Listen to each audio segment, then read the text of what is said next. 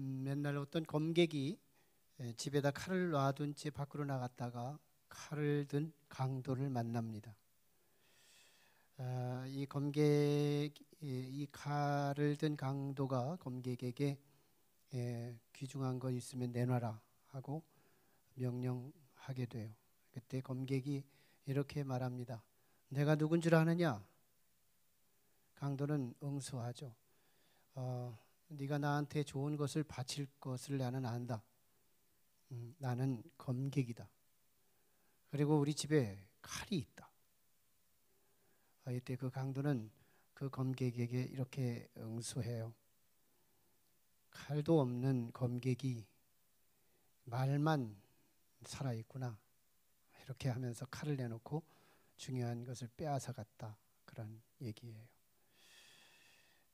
어쩌면 참 오늘 우리가 믿음이 있다고 하지만 정작 믿음의 검도 없이 우리가 세상 생활에서 으름장만 놓고 있을 뿐 실력을 나타내지 못하고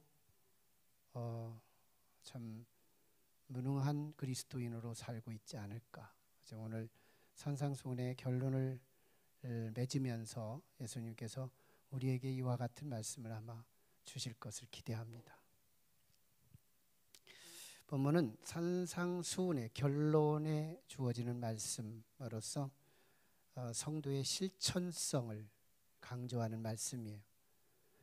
그도 그럴 것이 산상수훈에 쏟아진 말씀들이 참 금싸라기 같은 말씀들이었죠. 이거 하나 땅에 떨어뜨릴 수 없는 너무너무 귀한 말씀들. 이 말씀들을 이제 어디 비디오로 또는 녹음기로 다시 리플레이 해줄 수 있는 여건도 아니고 한번 육성으로 선포되고 공중으로 분해되며 사람들의 마음속에서 녹아지고 생활 속에 열매가 나타나야 되는데 예수님 입장에선 참 이게 염려가 되는 거예요.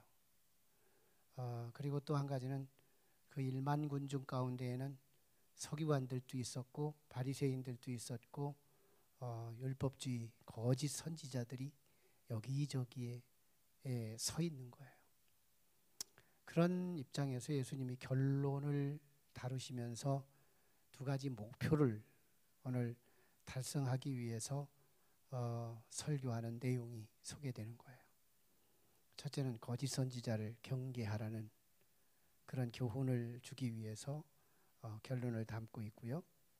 또 각자의 신앙 안에 말씀이 어느 만큼 소화가 되고 그리고 그 말씀대로 어떻게 살고 있는가 이 부분을 점검하는 그런 말씀입니다.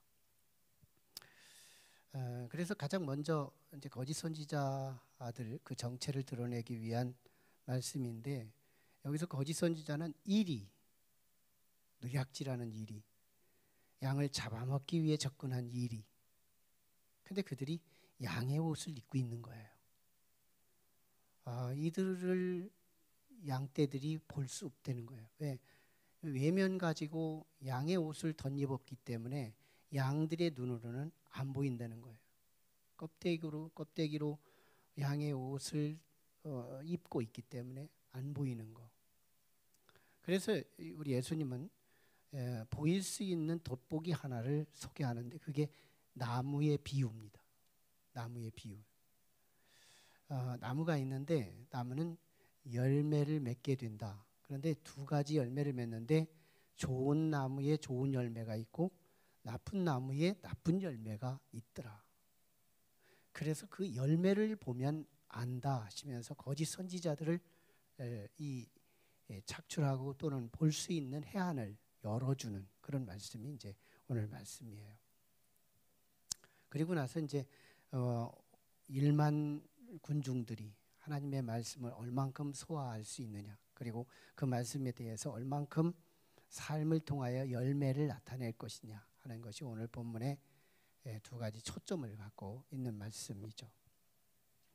이렇게 예수님은 자연의 원리를 가지고 복잡하고 영적인 세계를 열어 보이는 아주 이 통찰력 있는 그러면서도 이 종말론적으로 이 말씀을 소개하고 있어요.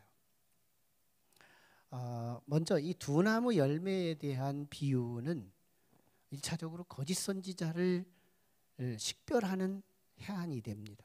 거짓 선지자. 사실 우리가 신앙이 병들고 또 신앙이 추락하기까지는 우리 주변에 나의 영향력을 끼치는 영향력의 문제가 있는 거예요.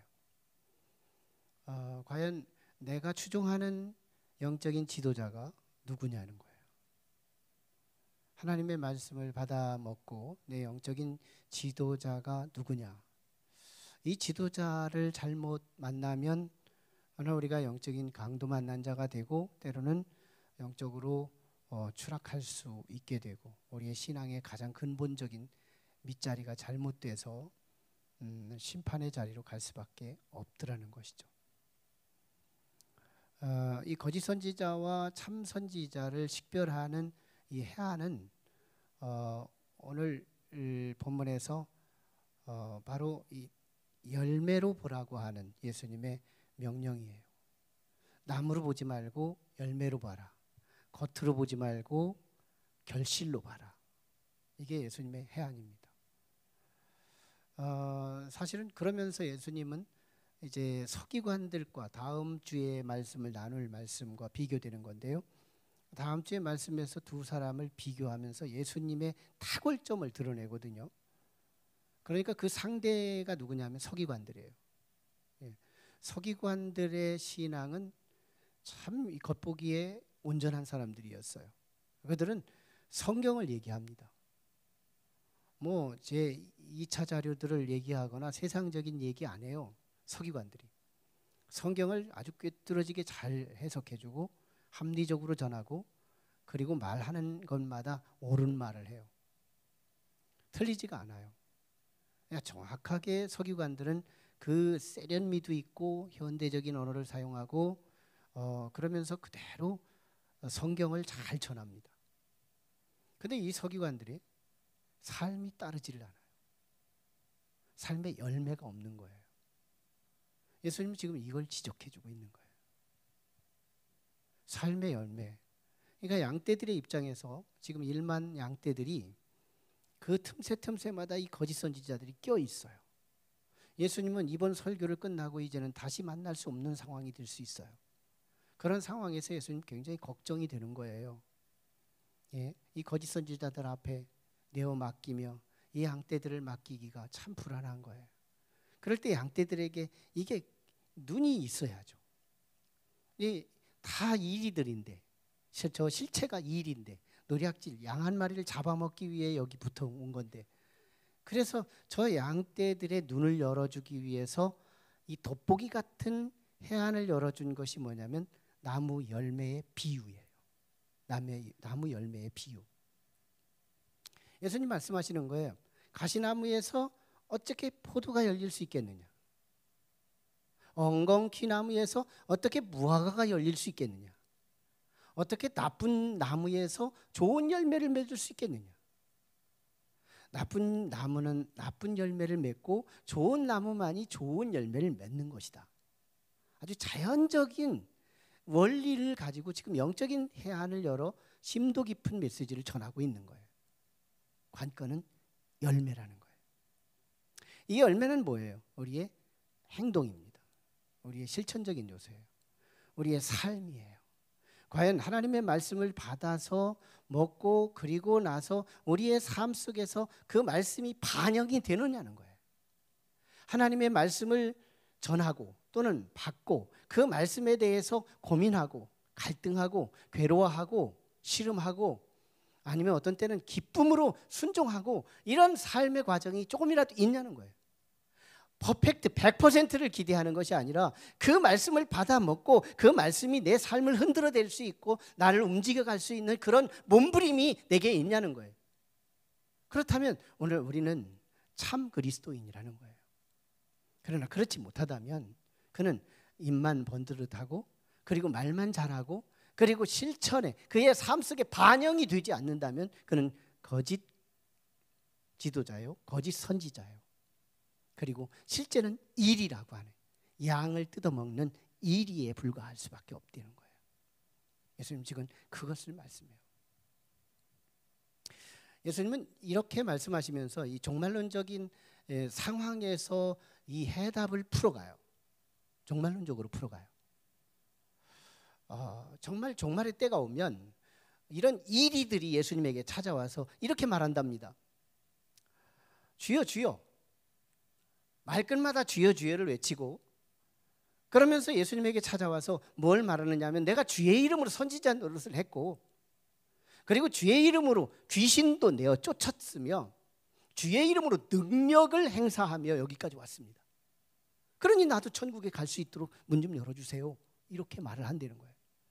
그때 예수님께서 23절에 이렇게 말씀합니다.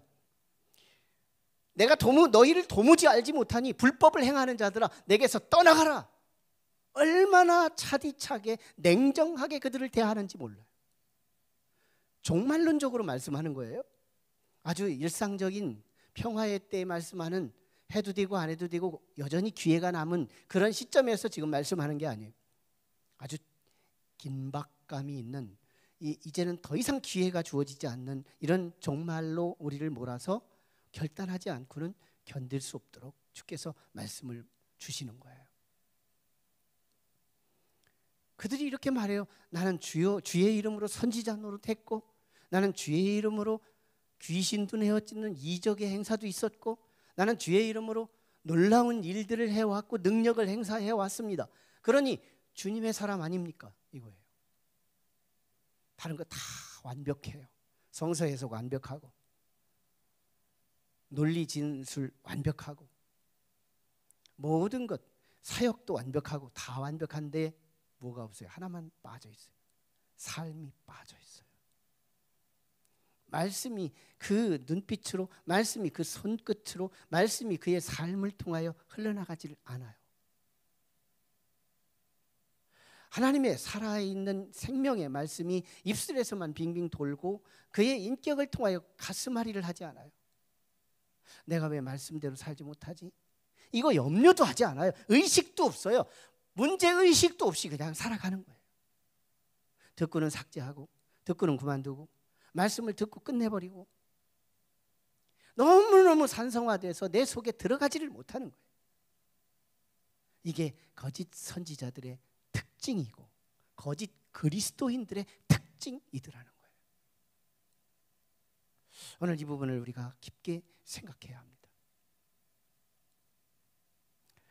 예수님은 이 긴박한 상황을 더 아주 종말의 그 와해와 그 심판의 정도를 더 깊게 하기 위해서 24절에서 26절에 또 다른 비유를 소개하는데, 그게 바로 두 집의 비유예요.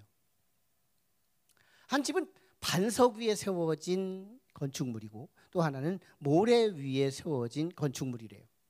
그러면서 이 반석 위에 세워진 건축물의 특징은 아주 해석을 해주는데, 예수님의 말씀을 듣고 순종하고 실행하는 사람은 반석 위에 세워지는 삶이고, 예수님의 말씀을 듣고 잃어버리고 그냥 말아버리고, 예수님의 말씀을 듣고 그냥 부담 없이 삭혀버리고 잊혀져버리고 말아버리고 그렇게 사는 사람들은 모래 위에 세워진 건축물이래요.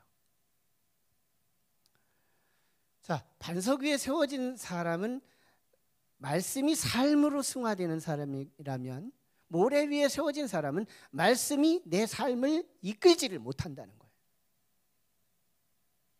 과연 그러면 어느 정도의 느낌이 와요. 아, 내가 지금 모래 위에 짓고 있구나. 내가 지금 반석 위에 짓고 있구나. 중요한 건 이 반석 위에 지은 집이나 모래 위에 지은 집은 언제 똑같냐면 평화로울 때, 양지가 뜨고 바람이 불지 않고 따뜻하고 평화로울 때, 이때는 어쩌면 모래 위에 지어진 집이 더 아름답게 보일 수도 있더라는 거예요. 예, 반석 위에 세워진 집보다 모래 위에 지어진 집이 더 멋있게 보일 수도 있더라는 거예요.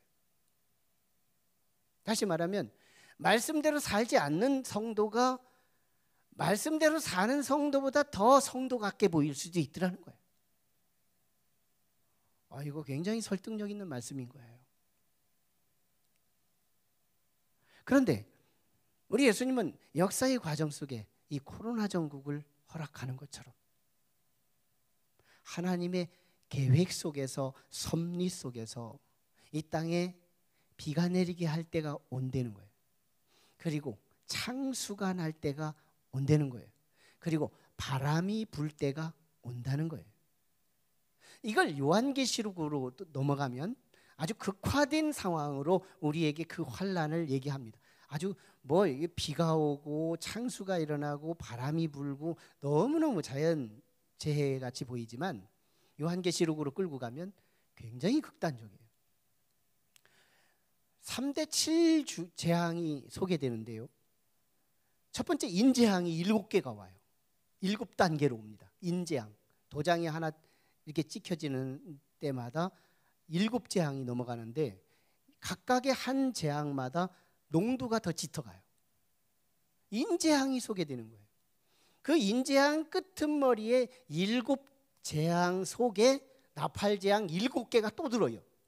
그 나팔재앙이 한 재앙마다 넘어갈 때마다 그 농도와 깊이가 또 달라져요. 그런데 그 재앙의 나팔 7재앙 쪽에 그 속에 7번째 안에 대접재앙 7개가 또 안에 들어있어요. 그렇게 소개되면서 어마어마한 시련들이 인류 안에 주어지는데요. 그때 오늘 우리가 이 일상 때 준비된 집들이 그때 증명이 된다는 거예요. 모래 위에 세워진 집은 조금만 시련이 와도 하나님을 버리고 아주 악을 드러낸다는 거예요. 시련이 오면 하나님을 더 벗어난다는 거예요. 그런데요, 반석 위에 세워진 집은 비가 내리고 창수가 내리고 바람이 불어도 끄떡없이 자기 자리를 지킨다는 거예요. 이거 굉장히 중요한 메시지인 거예요. 여러분, 이 코로나가 강도가 이제 3단계 정도로 접어가고 더 올라갈 수 없는 단계까지 오르면 우리 한국 교회에 많은 숫자가 지금보다 절반 이상이 뚝 떨어져 나갈 거예요. 시련의 정도가 성도가 주님을 벗어나는 숫자는 증가된다는 거예요. 그런데 주님을 시련이 강해지면 강할수록 주님이 내리신 시련이에요. 주님이 내린 이 코로나예요. 분명한 이 코로나는 자생된 것이 아니에요. 하나님이 보내신 코로나입니다. 하나님이 보내실 때는 목적이 있고 하나님의 섭리가 있는 거예요. 이 섭리 속에서 과연 오늘 모래 위에 세워진 신앙들은 가장 이 시련의 정도가 깊으면 깊을수록 우리 자리를 벗어나게 돼 있어요. 모래 위에 세워진 집이 부재가 무너져서 떠내려갈 수밖에 없는 거잖아요. 반석 위에 세워진 집은 이 코로나가 아무리 심하더라도 나의 반석, 그리스도가 안 움직이는데 내가 움직여요? 이 반석이 그리스도거든요. 예수 그리스도예요. 반석 위에 세워진 이 집이 결코 무너질 수 있겠냐? 시련이 아무리 크더라도 바람이 불어도 지나가 버리고 창수가 일어나도 그냥 지나가 버리고 비가 내려도 그냥 지나가 버리는 거예요. 어떤 재앙 속에서도 끄떡하지 않고 그리스도와 함께 붙어서 나의 신앙의 열매로 드러낸다는 거예요. 오늘 이 메시지를 참 냉정하게 듣지 말고 그리스도께서 내게 주시는 기회가 남아있는 이 시점에 이 말씀을 우리가 들을 수 있다는 것이 얼마나 하나님의 은총이며 하나님의 사랑으로 들을 수 있어야 한다는 거예요. 여러분, 비 내려봐야 안다는 거예요. 창수가 일어나봐야 안 되는 거예요. 바람이 불어봐야 안 되는 거예요. 인재앙이 내려봐야 안다는 거예요. 나팔재앙을 만나봐야 안다는 거예요. 대접재앙을 만나봐야 안다는 거예요. 모래 위에 세워졌는지 반석 위에 세워졌는지 말이죠. 정말 내 신앙을 주님 앞에서 내 신앙의 밑자락에 모래가 풍성한지 그리스도의 반석이 든든하게 받쳐주고 있는지 이 부분을 점검해야 하더라는 거예요. 이 산상수훈의 결론다운 말씀이잖아요. 결론다운 말씀. 결국은 우리의 행위의 열매, 말씀을 듣고 그 행위의 삶 속에서 그 말씀의 결과와 그 열매들이 나타나야 주님께서 환영하며 우리를 구원해 주시겠다는 약속인데요, 이쯤 되면 우리가 지금까지 들어왔던 로마서의 구원의 교리, 그러면서도 성서 전반에 흐르는 구원의 기독교적 구원의 도리인 이신칭의의 교리와 충돌되는 이미지를 가져요. 이신칭의는 믿음으로 말미암아 의인이 구원을 받는다는 진리거든요. 믿음으로 말미암아 구원을 받는다. 자, 여기는 하나님의 약속에 근거해요. 과학적 원리에 근거하지 않아요. 자연적 물리학적 원리에 근거하지 않아요. 하나님의 언약에 근거합니다.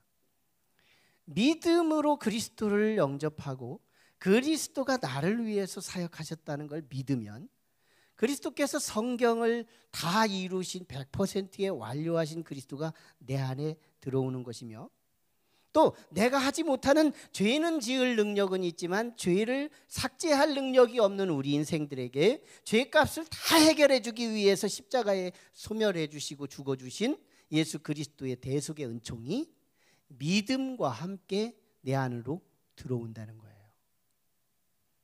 이건 하나님의 약속이에요. 1.1핵도 삭제하지 않으시고 이루어 가시는 인격자 되신 하나님의 언약이에요. 의심할 것이 없어요. 그러면 우리가 믿는 순간 그리스도께서 내 안에 쑥 들어오는 사건이 벌어지는데요, 은총이 들어오는, 그리스도가 내 안에 들어와요. 들어올 때 그리스도 자체가 들어오냐? 요한 1서에 보면 하나님의 씨라고 하는 게 있어요. 예수 그리스도께서 우리를 의롭다고 인쳐주시는 순간 우리 안에는 하나님의 씨가 심겨진다는 거예요. 저는 이 코로나 시국에 이 코로나에 점화되는 우리 안에 정착되는 이 과정을 통해서 이 의의 법칙을 비유해 볼 수 있다고 봐요. 코로나 바이러스가 우리에게 감염이 됐어요. 그 순간 코로나 바이러스 환자라고 하는 사람이 있을까요? 거의 없어요. 대부분에 보면 코로나가 정착되고, 그리고 코로나가 활동을 하면서 우리 안에 폐를 또는 어떤 목을 어떤 부분에 기생하면서 시간이 지나고 나면 발열 현상이 일어나고 또 코로나 증세들이 나타나게 돼 있어요. 그러면 코로나가 감염된 지 며칠이 지난 뒤에 비로소 우리는 전수검사에 들어가고, 그리고 양성 반응에 나타나면 그때서 코로나 환자 대접을 받고 치료에 들어갑니다. 자, 그러면 우리가 코로나 증세가 일어났을 때부터 코로나 환자냐? 아니에요. 바이러스가 정착되는 순간부터 우리는 코로나 환자인 거예요.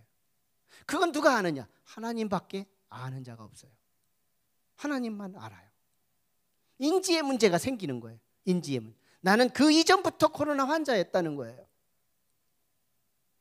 예수 그리스도께서 우리 안에 믿음으로 말미암아 우리 안에 들어왔을 때 거룩한 바이러스라고 치면, 이 거룩한 바이러스가 들어와서 그 그리스도의 하나님의 씨로서 존재할 때 바로 들어오는 순간 우리는 하나님의 눈으로 볼 때는 믿음으로 말미암아 의롭다 하심을 인정받았기에 우리는 하나님의 사람이 된 거예요. 그런데 하나님의 씨가 우리 안에 들어온 이후에 어느 한 시간이 지나고 나야 비로소 우리는 하나님의 씨앗의 증세들이 나타나는 거예요. 거룩한 바이러스 증세가 일어나야 되는 거예요. 그게 바로 말씀을 받아먹는 피드백이라는 거예요. 말씀을 받아먹는 태도라는 거예요. 말씀을 받아먹는 증세들이라는 거예요. 정말 하나님의 씨가 우리 안에서 의롭다 하는 인정을 받아 하나님의 자녀라고 인정받은 사람은 말씀 받는 데부터 벌써 태도가 달라지는 거예요. 말씀을 비판하지 않아요. 말씀을 수용합니다. 배고픈 자가 밥을 대하는 것처럼 얼마나 말씀을 사모하고 말씀을 내 양식처럼 삼는지 몰라요. 그리고 그 말씀을 먹어요. 그리고 그 말씀을 가지고 뭐가 생겨요? 영적인 힘이 생겨요. 근력이 나와요. 그래서 이 영적 근력을 가지고 뭐예요? 말씀대로 신용하려고 애를 쓰는 거예요. 말씀대로 살아가려고 힘쓰는 거예요. 하나님의 뜻을 한번 실천해 보려고 흉내내 보기도 하고 정말 어떻게든지 몸부림을 쳐보는 거예요. 이 과정이 삶의 열매라는 거예요. 과연 그게 있냐는 것이죠.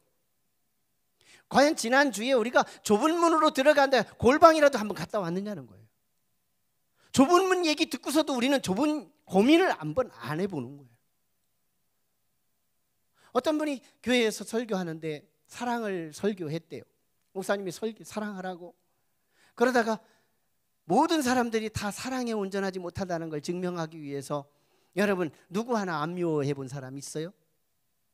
막 다그치며 막 물었더니 아무도 없을 걸 기대하면서 막 목사님이 물었더니 저쪽 끝에서 한 할아버지가 손을 들더래요.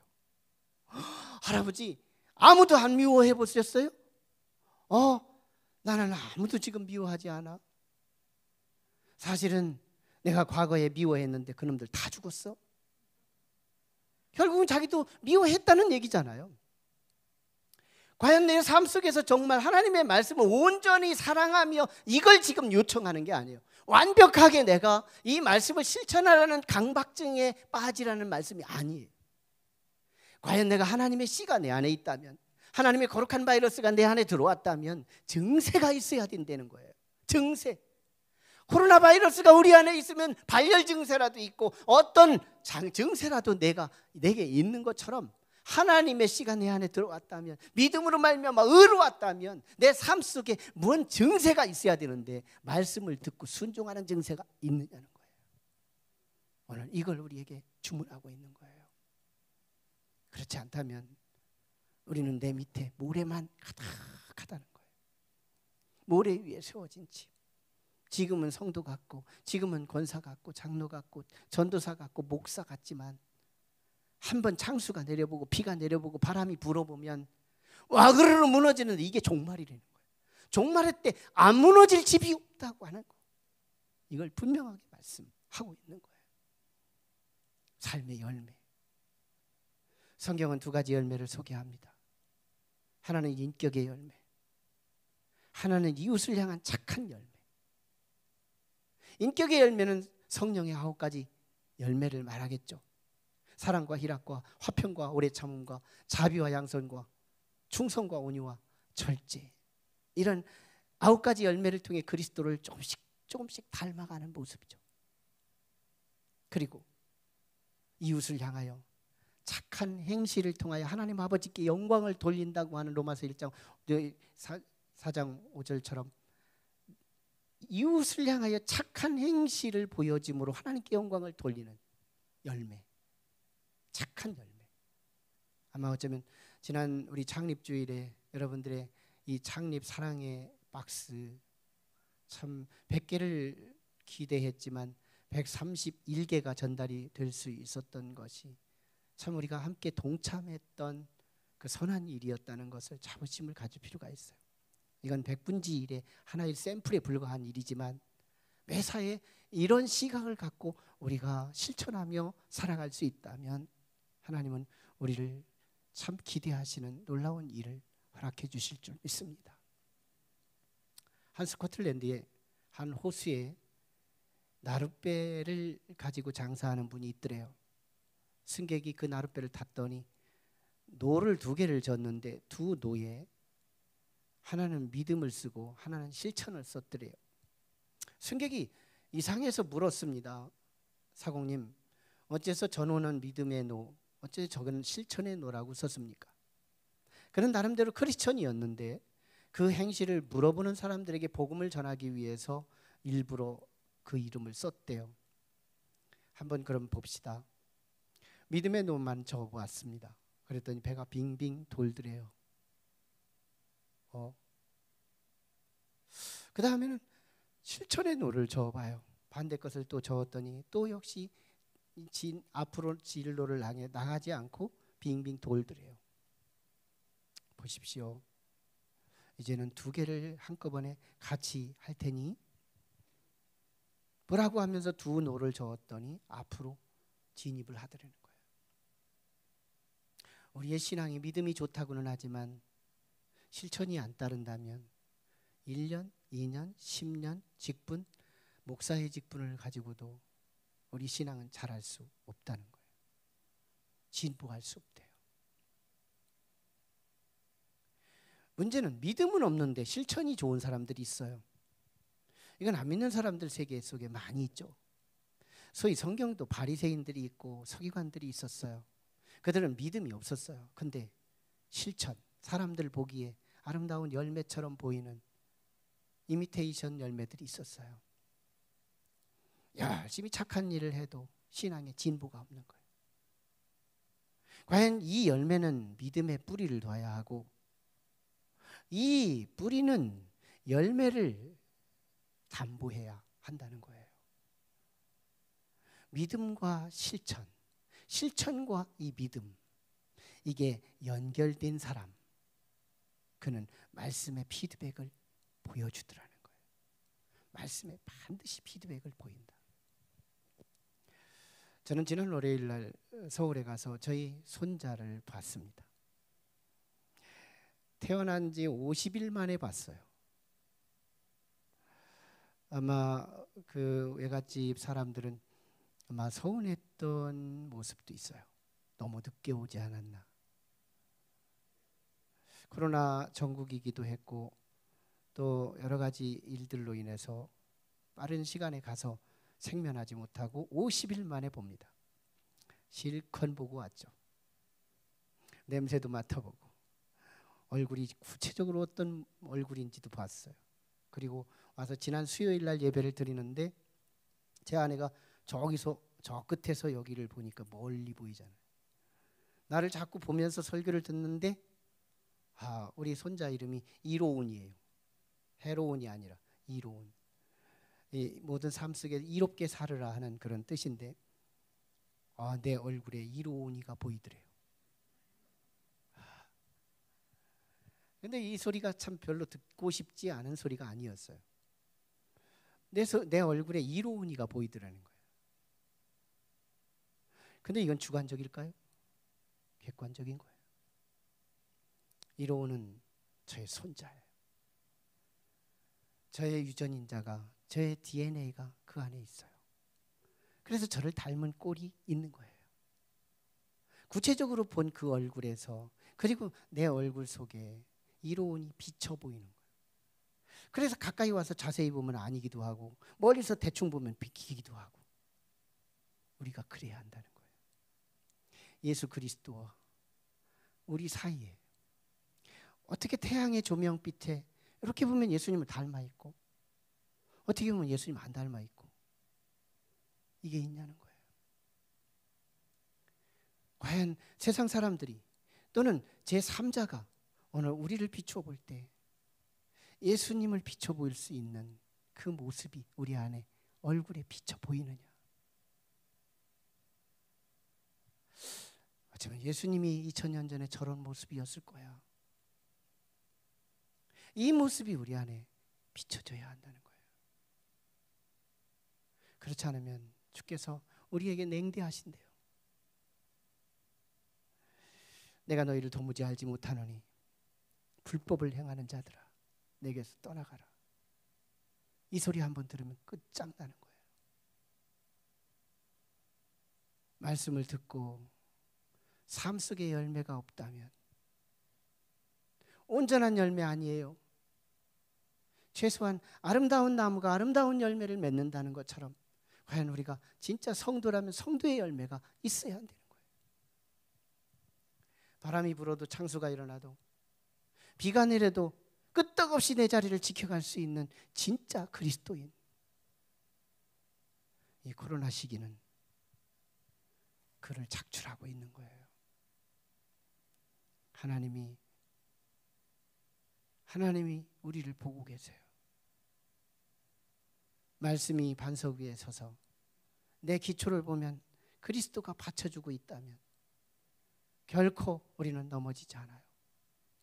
하지만 내 기초가 모래가 있다면 코로나가 하나님보다 더 무서운 것이 될 거예요. 기도하겠습니다.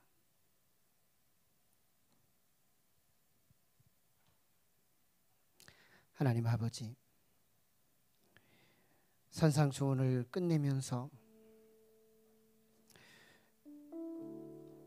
말만 번들을 한 거짓 선지자에 속지 말아야 하겠고 반석 위에 세워진 자, 모래 위에 세워진 자, 우리 1만 회중들이 반석 위에 세워지기를 간절히 염원해서 예수 그리스도의 그 말씀을 순종하며 삶의 열매로 나타나기를 그렇게 원했던 이 말씀이 이제는 우리 것이 되기를 원합니다. 내 안에 믿음이 진짜 믿음이라면 하나님의 말씀을 듣고 고민하고 삶의 열매로 드러내야 하는데, 삶의 열매가 없다면 우리는 분명히 아름다운 열매를 맺지 아니하는 나무마다 찍혀 불에 던지울 거라는 말씀을 듣고 말 것이죠. 주님, 열매 맺게 하여 주옵소서. 말씀에 반응이 있게 하여 주옵소서. 하나님의 말씀을 듣고 피드백이 있게 해 주시옵소서. 듣고 삭제하고 듣고 삭제하고 듣고 잃어버리고 듣고 잃어버리고가 아니라 듣고 고민하고 듣고 고민하고 듣고 실천하고 듣고 순종하고, 그래서 우리의 삶 속에 주렁주렁 아름다운 열매를 맺어서 반석 위에 세워진 자로 심판날에 구원을 받는 하나님의 자녀가 되기를 원합니다. 말씀 붙들고 기도합니다. 거룩하신 아버지, 심판 때에 이 말씀을 주시지 않으시고 내가 수정할 만한 기회가 남았을 때 이 말씀이 우리에게 던져졌기에 우리는 사랑이며 기회이고 은총입니다. 하나님, 이제 내가 진짜 그리스도인 되기 원합니다. 내가 겁대기 그리스도인 되지 말게 하시고 내 기초 위에 하나님 모래만 가득한 성도가 되지 말게 하시고 반석 위에 세워진 성도가 되게 하여 주시옵소서. 하나님, 바람이 불어봐야 한답니다. 코로나 바람이 불어봐야 한답니다. 하나님, 비가 내려봐야 한답니다. 창수가 일어나봐야 한답니다.